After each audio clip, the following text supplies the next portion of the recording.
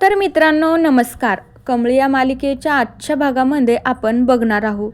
आता कमळीचा पेपर असतो, त्याच्यामुळेच कमळी इकडं कॉलेजला असते. कमळीचा पेपर वगैरे झाल्याच्या नंतर कमळी मात्र एकदम अस्वस्थ बसलेली असते. मला वाटते तिचा पेपर तर चांगलाच गेला असेल, तिला फक्त तिच्या आई आणि आबाची आठवण येत असेल. कारण की किती दिवस झाले तिच्या आई आणि आबाचं काही पत्र वगैरे नाही किंवा ती भेटली वगैरे असं काहीच नाही. त्याच्यामुळे तिला खूप आठवण येते वाटतं. आता त्यावेळी लगेच अनिका आणि तिच्या फ्रेंडही मात्र तिकडनं बसलेले असतात.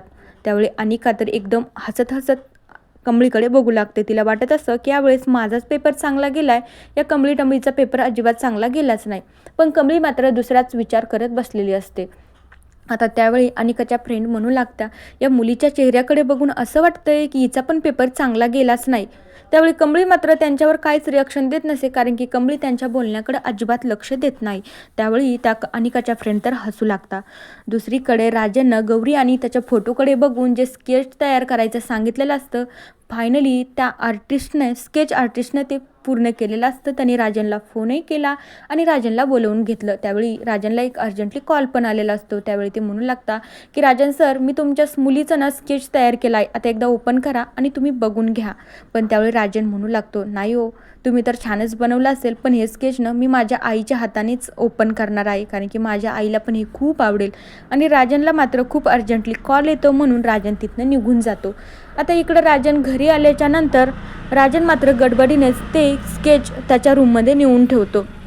कामिनी आणि रागिणीचा असा प्लॅन असतो की यांची ना त्या अन्नपूर्णाची नात आणि राजेंची मुलगीने यांना कधीच भेटायला नको. एकदा का यांची नात याला भेटली ना आणि याची जर मुलगी याला भेटली ना, मग त्याची बायको शोधायला याला वेळच लागणार नाही.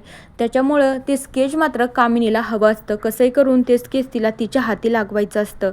आता राजननं स्केच ते फोनच्या गडबडीत असल्यामुळे ते तिथं ठेवून देतो.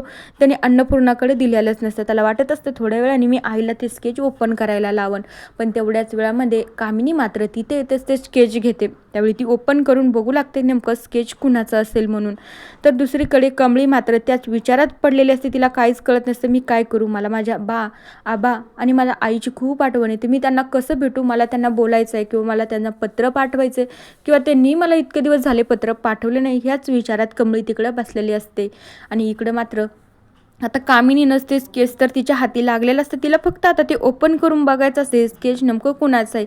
मी आता यावेळी ना इथं स्केच बदलून ठेवील. मागच्या वेळेसारखी मी कशी आहे अन्नपूर्णाची खोटी नात बनवून आणली, तशीच मी मात्र एखादी माझ्या इशाऱ्यावर नाचणारी मुलगी बनवून आणेल. आता त्यावेळी कामिनी मात्र ते स्केच ओपन करून बघत असते. पण मला असं वाटतं तेवढ्याच वेळामध्ये कोणीतरी येत असेल.